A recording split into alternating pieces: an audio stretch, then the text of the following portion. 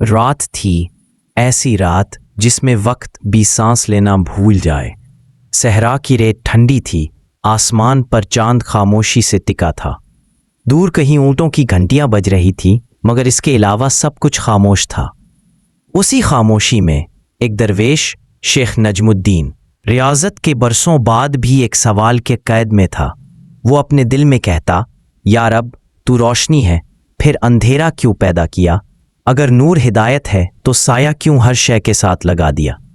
کیا اندھیرا بھی تیری مرضی کے بغیر ہے؟ یہ سوال اسے سجدوں میں بھی چین نہیں لینے دیتا۔ وہ جانتا تھا قرآن کہتا ہے اللہ نور السماوات والارض، لیکن وہ سوچتا اگر سب کچھ نور ہے تو پھر سایہ کس کا ہے؟ ایک رات وہ خیمے کے اندر بیٹھا مراقبہ کر رہا تھا۔ چراغ جل رہا تھا، روشنی دیواروں پر رقص کر رہی تھی۔ اتنے میں اس نے دیکھا دیوار پر ایک سایہ پھیلتا گیا، پھر وہ سایہ جیسے زندہ ہو گیا۔ شیخ کی آنکھیں کھل گئیں، سانس رک گئی، اور پھر اس نے ایک آواز سنی، نہ انسانی نہ غیر انسانی، ایک نرم مگر گہری آواز، اے نجم الدین، تو ہمیشہ مجھ سے بھاگا، مگر آج تو نے مجھے پکارا، میں آ گیا ہوں۔ شیخ نے حیرت سے پوچھا، کون ہے تو؟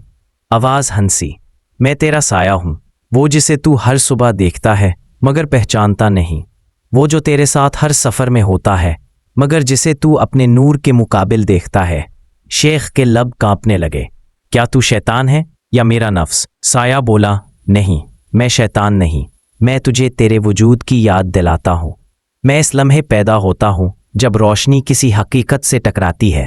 میں تو ہوں، مگر وہ تو جو ابھی نامکمل ہے۔ شیخ نے حیرت سے کہا، میں نے تو ہمیشہ تجھے اندھیرے کی علامت سمجھا۔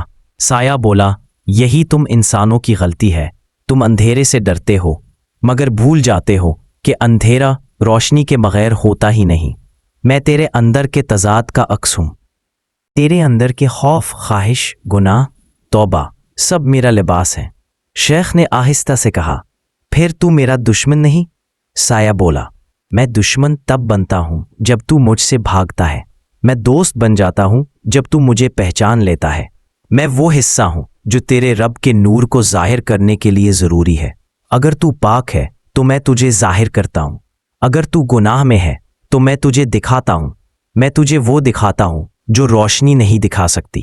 شیخ کی آنکھوں سے آنسو بہنے لگے، اسے لگا کہ جیسے وہ پہلی بار خود کو دیکھ رہا ہے۔ کتنی بار وہ سجدے میں گرا مگر دل کے سایوں سے غافل رہا، کتنی بار اس نے لوگوں کے چہروں پر نور دیکھا مگر اپنے اندر کا اندھیرا نظر انداز کیا۔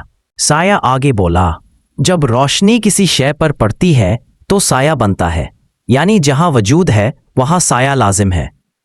تو بھی ایک وجود ہے، اس لیے تیرے اندر بھی نور اور سایہ دونوں ہے۔ جب تو اپنے سائے سے لڑنا چھوڑ دیتا ہے تب تو خود روشنی بن جاتا ہے۔ شیخ نے کہا، تو کیا اندھیرا بھی عبادت کرتا ہے؟ سایہ بولا، کیا تو نے کبھی سجدے میں اپنے سائے کو دیکھا؟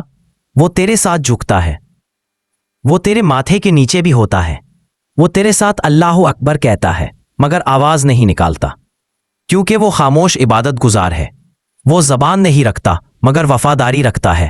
صبح کی روشنی اب خیمے میں داخل ہو چکی تھی، سایہ دھیرے دھیرے مدھم ہونے لگا۔ شیخ نے روتے ہوئے کہا، رک جا، میں تجھ سے بہت کچھ سیکھنا چاہتا ہوں۔ سایہ بولا، میں جا نہیں رہا، میں صرف بدل رہا ہوں، کیونکہ روشنی بڑی ہے اور جب نور کامل ہو جاتا ہے تو سایہ فنا ہو جاتا ہے۔ میں فنا ہو کر تیرے اندر کے نور میں شامل ہو رہا ہوں۔ سایہ ختم ہو گیا مگر شیخ کے اندر کچھ روشن ہو گیا، ایک ایسا نور جو باہر کے سورج سے نہیں، دل کے مرکز سے اٹھا تھا۔ شیخ نجم الدین اس دن کے بعد بدل گیا، اس کے چہرے پر عجب سکون تھا۔ وہ لوگوں سے کہتا، کہ نور کو پہچاننے والا عارف نہیں، اپنے سائے کو پہچاننے والا عارف ہے، کیونکہ جس نے اپنے اندھیرے سے صلح کر لی اس پر روشنی اتر آتی ہے۔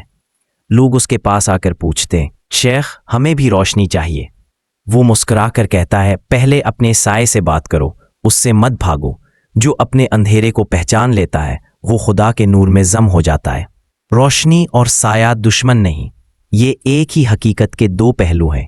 نور دکھاتا ہے کہ تو کیا ہے اور سایہ دکھاتا ہے کہ تو کیا نہیں۔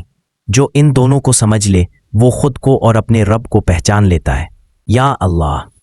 ہمیں اپنے نور کی پہچان دے مگر ہمارے سائے کی بھی سمجھ دے، تاکہ ہم خود سے جنگ نہ کریں بلکہ خود کو سمجھ کر تیرا قرب حاصل کریں۔ ہمیں اتنی بصیرت دے کہ ہم اپنی تاریکیوں میں بھی تیری روشنی دیکھ سکیں۔